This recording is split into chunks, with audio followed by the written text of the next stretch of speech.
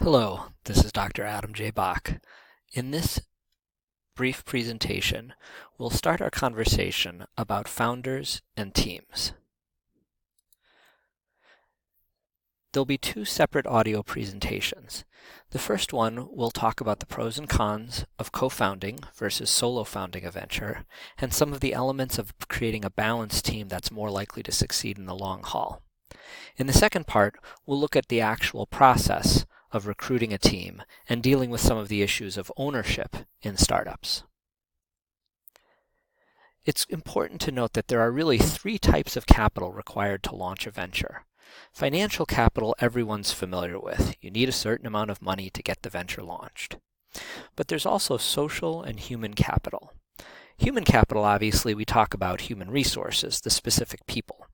But social capital refers to the network and the connections that the people can bring to the table in order to acquire other resources that the organization might need. Ultimately, acquiring the necessary capital of whatever kind, financial, social, human, is a trade-off between time and control. The more capital you bring in, the faster you can go and the more you can accomplish. But bringing in outside capital, whether it's more money or more people, usually means giving up a certain amount of control. So the key question you would be asking is, should I start my company myself, or should I find some co-founders? And in the readings that you've had for this topic, there's a variety of different questions and issues that you'd want to address. This is a relatively straightforward approach to the core question of whether you should be a solo founder or not. If you are pretty confident that you're not missing any important human, social, or financial capital, and you generally prefer to work alone, then the odds are you should become a solo founder. But if you're going to need a significant amount of those capabilities at the time of founding, and you're comfortable working with a group, then there are probably good reasons to consider bringing co-founders in as early as necessary. Generally speaking, you should solo found when you have really good human and social capital in the specific industry that you'll be entering. If you also have a strong preference to maintain control of most or all of the decisions that will need to be made, and you don't really feel the need for validation or support, you're pretty confident in your ability to drive things forward, you don't need other people around you to bounce ideas off of or to be sounding boards. And in particular, if your business is in a pretty small or slow-moving industry where there's not going to be a lot of change, then being a solo founder can actually work pretty well. But when those factors are different, so if you don't have all the capital, you're uncomfortable doing some of the tasks that are going to be needed during startup. Maybe you'd prefer not to do sales, or maybe you don't have any kind of financial background, or maybe you don't even like managing, or maybe you don't like managing other people, but you know you'll have to hire other people. In those situations, you're probably better off bringing in co-founders who will have the other areas of expertise. If you really enjoy collaboration, and many people really do, having co-founders can make the experience dramatically more enjoyable. If you do need some support validation, or your business is a very fast-moving industry, or you're going to need to scale up quickly, the odds are good that bringing in a co-founder will be to your advantage. So another question you'd want to consider is how many co-founders should a venture have? This doesn't specifically, the data that's provided here doesn't tell you how many you should have. It's simply pointing out what most companies look like in the technology and life sciences space. And I can verify that this is very similar to what's happened in every single one of my life science startups. My first one had 2 co-founders. My second one had 3 co-founders. My third one had 3 co-founders.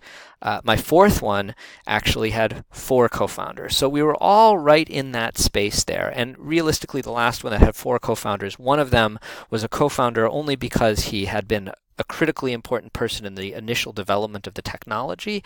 He was not active at all in the management, and we had a very good working agreement on what his role was going to be. But in technology and life science companies, it's more common than not to have 2, 3, or 4 co-founders, just because there's so much to do and so many areas of expertise that need to be addressed. So how do you go about choosing good co-founders? Maybe you should think about people like you, or students, or close family and friends. Well, those are probably the obvious places to start, but there are some reasons you might want to think a little more broadly. We like to talk about this concept of homogeneity or homophily. Homophily is the tendency to form strong social connections with people who share one's defining characteristics. That is, you tend to hang out with people who are like you, right? People who have similar interests or similar experiences, or who think the same way as you, have the same sense of humor, and so on. And that's great, right? Because it means you get along with those people, especially in social settings.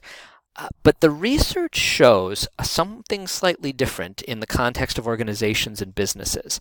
Homogeneous teams, that is, teams that are comprised of people who are very similar.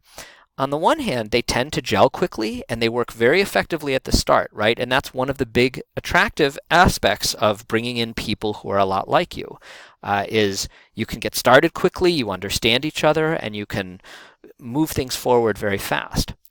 But in the long run, heterogeneous teams, that is, teams that are comprised of people with different backgrounds, experiences, skill sets, and knowledge, those are the teams that tend to outperform because they leverage those diverse perspectives and experiences and problem-solving processes to come up with better ideas, better ways to solve problems, better ways to take advantage of opportunities. And so in fields that are moving very quickly or are highly competitive, having diverse perspectives is almost always better in the long run. And so if you have ever pondered some of these questions about the value of diversity in general or in society, you need to be aware that in business, the research very, very clearly shows that inclusivity and diversity is beneficial to organizations in the long run. Some of the summary elements that you want to take into account are the benefits of having a homogeneous team. As we said, in terms of some of the tangible factors, the companies are likely to move a little more quickly at the start. They have similar contacts, and so some of the arrangements that they might make or agreements are going to be enforceable. Some of the intangible factors associated with the benefits of a homogeneous team are that they can make decisions more quickly. They probably have similar risk tolerances, so they're likely to be comfortable with decisions and so on. The risks of a homogeneous team are that you miss key skills. And because your social networks are probably very similar, you're not benefiting from a broader network. And you're going to have to put a lot more effort into generating that broader network and developing the social capital that's going to be required. Very often people who have similar styles, because they simply reinforce each other, they're not open to new ideas. And as I said, in fast-moving or highly competitive spaces, that can be a problem. So there are obviously benefits and drawbacks on both sides, but you should probably spend a little bit of time, if you're thinking about starting a venture, figuring out just how challenging this is going to be and what your personal preferences are. One analogy that's sometimes useful is to kind of imagine that you're on this road, and the road will change over time.